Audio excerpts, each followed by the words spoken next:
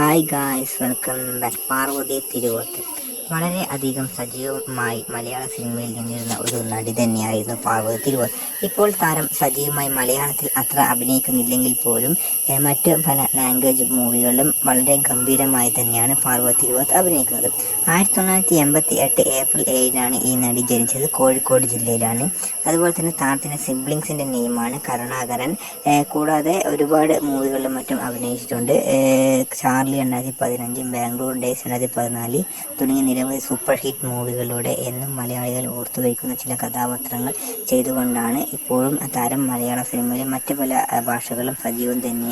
അതുപോലെ തന്നെ ഹേമ കമ്മിറ്റി റിപ്പോർട്ടുമായി ബന്ധപ്പെട്ട് താരം നടത്തിയ ചില പ്രസ്താവനകൾ ചില കൂട്ടം ആളുകൾ പോസിറ്റീവായും ചിലർ നെഗറ്റീവായി എടുക്കുകയും ചെയ്തിരുന്നു.